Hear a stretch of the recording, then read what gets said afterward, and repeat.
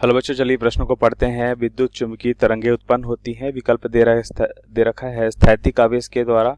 B विकल्प दे रखा है एक समान रूप से गतिमान आवेश द्वारा। सी दे रखा है त्वरित आवेश द्वारा और डी दे रखा है उदासीन कणों द्वारा। तो इस प्रश्न को समझने के लिए सबसे पहले प्रश्न की मुख्य अवधारणा को समझेंगे। तो हम यहाँ पे लिखते हैं मुख्य अवधारणा।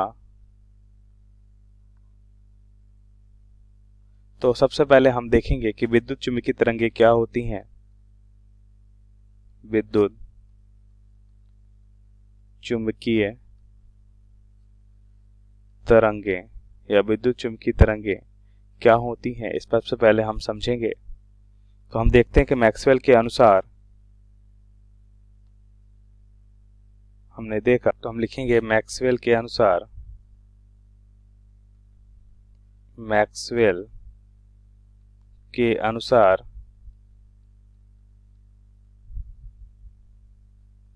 यदि चुंबकीय क्षेत्र या विद्युत क्षेत्र दोनों में कोई भी अगर हम देखें क्या होता है, समय के साथ परिवर्तित होता है। चुंबकीय क्षेत्र या, पहले हम परिभाषा लिखेंगे, उसके बाद से चित्र के माध्यम से समझेंगे। तो चुंबकीय क्षेत्र या विद्युत क्षेत्र दोनों में से कोई एक समय के साथ परिवर्तित होता है। विद्युत क्षेत्र दोनों में से कोई एक समय के साथ परिवर्तित होता है, तो समय के साथ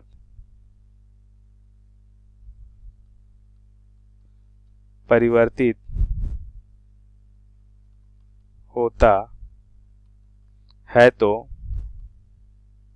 हम देखते हैं दूसरा क्षेत्र स्वतः उत्पन्न हो जाता है। तो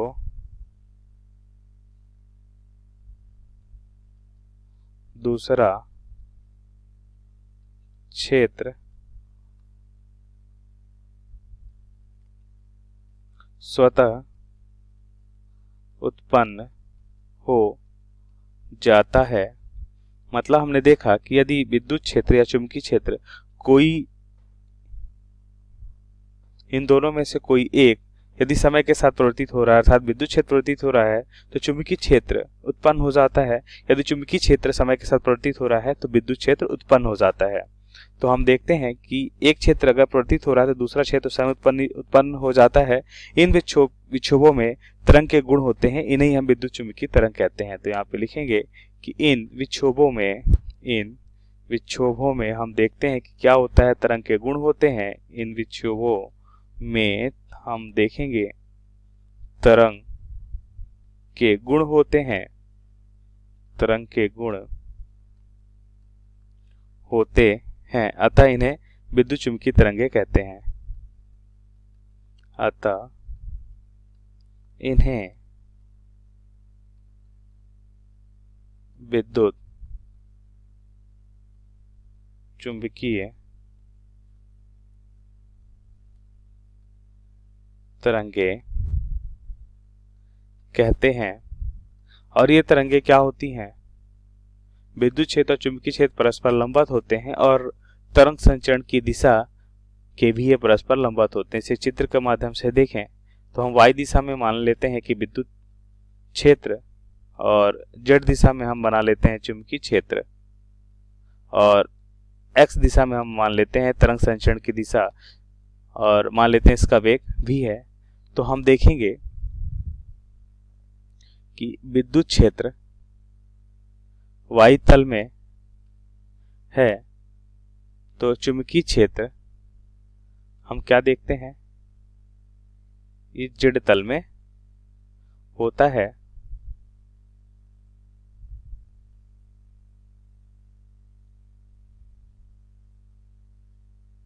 ये हो जाएगा हमारा y तल में विद्युत क्षेत्र और z तल में चुंबकीय क्षेत्र, और तरंग संचरण की दिशा क्या है, इन दोनों के लंबवत है, मतलब तीनों परस्पर क्या होते हैं, लंबवत होते हैं। अब प्रश्नानुसार उत्तर को समझेंगे। तो हम सबसे पहले देखते हैं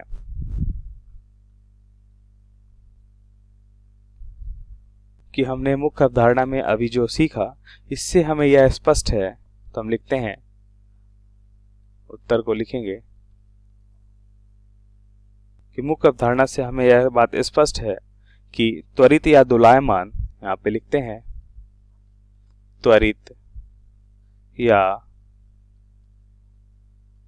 दोलायमान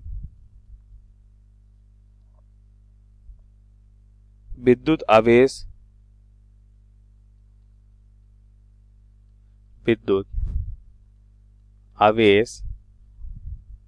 निश्चित रूप से समपरिवर्तित चुंबकीय क्षेत्र उत्पन्न करेगा।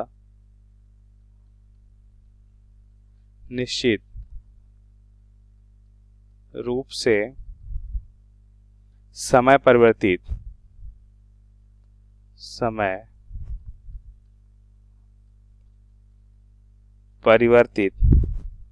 चुंबकीय क्षेत्र उत्पन्न करेगा। चुंबकीय